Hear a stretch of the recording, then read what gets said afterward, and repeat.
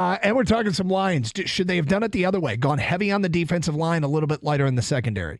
Because relatively speaking, they went heavy secondary and lighter on the defensive line. We've had some angst, some D-line angst trickle in through these phone lines and texts over the past couple of months.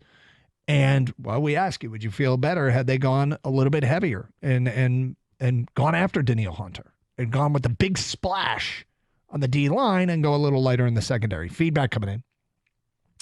Lions did it the right way. The secondary was awful. That's from Pete in a truck. Unnamed texter, before the draft, I'd have said take care of the D-line first, but they got 2 steals in the draft. They added Reeder and have cap space to add a Pro Bowl caliber defensive lineman at the deadline. If not sooner, they couldn't have done things better. That's from an unnamed texter. Yeah, I'm a little nervous when I hear that DJ Reeder didn't partake in the mini camp and they're hoping that he's going to be ready to go by the end of training camp. I mean, that stuff gets me a little nervy because this is a big part of the defense. And he's been hurt the last 2 years. Yeah, with quad injuries. So I'm nervous about that. But he seems to be pumped and ready to join this team. And when he's healthy enough, he'll be here. And hopefully he's going to be the guy that he was with Cincinnati because he was a force. He got pressure up the middle. He was a space eater and a run stuffer. Just like it seems like he's a perfect fit next to Aleem McNeil. And because that's there, and there are other guys that are now behind, it just adds to the competition. Like Broderick Martin, he's taking things seriously. I want to be on this. I want to be in this rotation. Onwuzurike probably down to his last shot. Mm-hmm. He's got to give it his best go. And then you got other guys like Kaminsky and Pascal that have the versatility to play inside outside. So there's a lot. 248-539-9797. Jeff, you're on 97.1 The Ticket. Hello, Jeff. Hey, hello, guys. Hey, just a couple of quick things. I wanted to give a quick thank you to both Gator and Kang for being so great to my daughter at the celebrity softball game.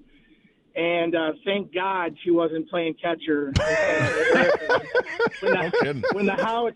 When Kang's howitzer was released from left field, or that's right. God knows what would have happened to her.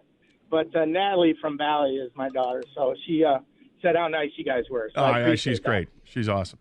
That's great. Thank wonderful. you for sharing. Hey, yeah, absolutely. And as far as the Lions, listening as I'm driving here through the hills of Connecticut, I just had to comment. I think based on where the Lions drafted, personally, I don't think there were linemen worthy of where they drafted, based on the guys that went before. I know there's a D-end and his name's escaping me.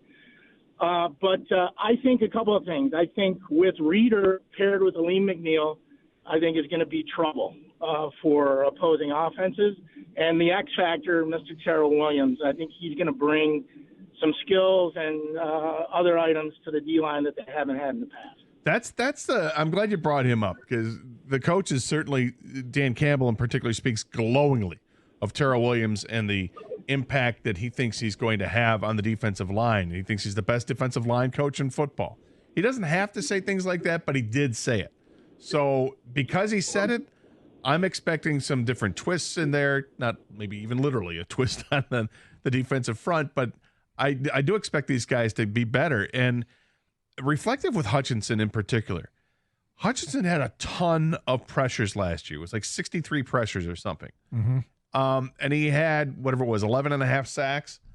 But if you look at the pressure rate versus sacks for other guys, like, for Max Crosby or for TJ Watt, they didn't pressure as much, but they got more sacks.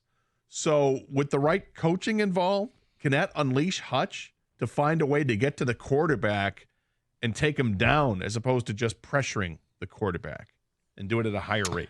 Thank you for the phone call, and I'm glad he did bring up Coach Williams. We had not. So, valid observation.